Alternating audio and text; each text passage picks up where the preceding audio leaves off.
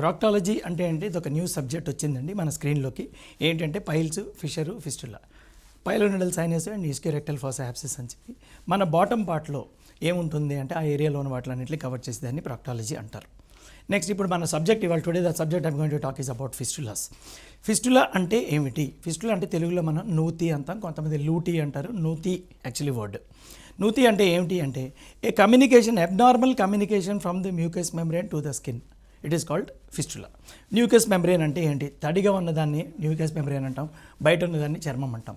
Suppose ఇక్కడి నుంచి తడిగా ఉన్న మ్యూకస్ మెంబ్రేన్ నుంచి బయటికి కానీ ఏమైనా ఇలా కన్నమయ్యి అందులో జ్యూస్ కానీ ఏమైనా వస్తూ ఉంటే దీన్ని ఫిస్టులా అంటాం. నా what we're dealing with is fistula in ano అంటాం. ఫిస్టులా ఎక్కడున్నా కూడా అలాగే అంటాం.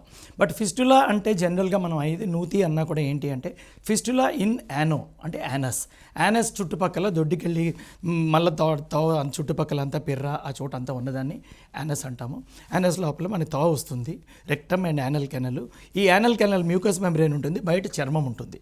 సో ఈ మ్యూకస్ మెంబ్రేన్ నుంచి చర్మం కానీ ఒక కమ్యూనికేషన్ కానీ వచ్చిందంటే దాన్ని మనం ఫిస్టులా అంటాం.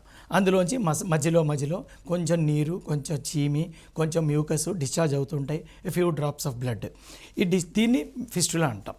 So abnormal communication from A mucus membrane to the skin out side is called a fistula.